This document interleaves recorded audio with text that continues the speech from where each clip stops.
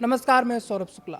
दुनिया के सबसे संवेदनशील समुद्री रास्ते यानी स्ट्रेट ऑफ हॉर्मुज से एक बड़ी और परेशान करने वाली खबर आ रही है। दुबई से यमन जा रहे एक भारतीय कार्गो जहाज अल फैज नूर सुलेमानी पर आधी रात को ड्रोन हमला हुआ है।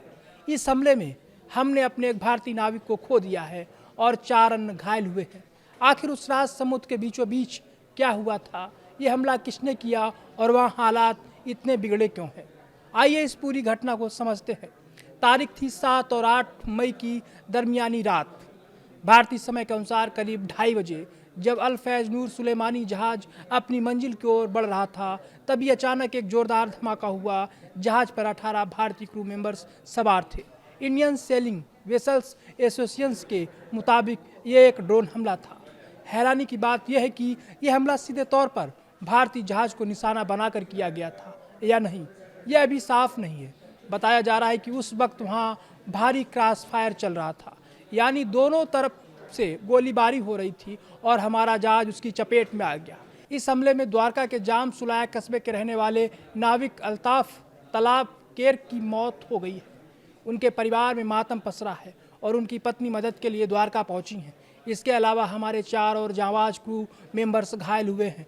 एक सदस्य का हाथ टूट गया है, दूसरे की ठुड्डी पर किसी तेज धार वाली वस्तु से चोट आई है। 2 अन्य सदस्य मामूली रूप से झुलस गए हैं। राहत की बात यह है कि सभी घायल फिलहाल अस्पताल में हैं और उनकी स्थिति स्थिर बताई जा रही है। अब सवाल उठता है कि वहाँ अचानक इतनी गोलीबारी क्यों हो रही थी।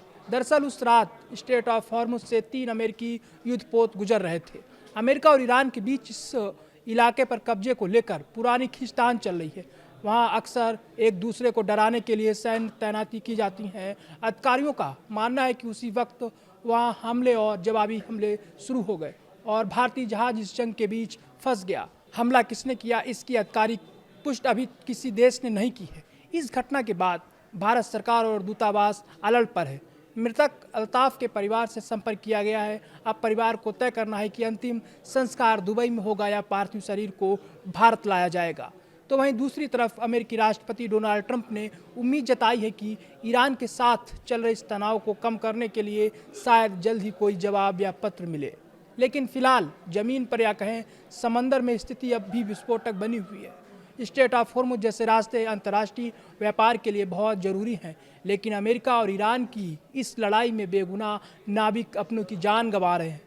भारत सरकार अब इस मामले को अंतर्राष्ट्रीय स्तर पर उठाने और अपने नागरिकों की सुरक्षा सुनिश्चित करने में जुटी हुई है। इस खबर पर हमारी नज़र बनी रहेगी।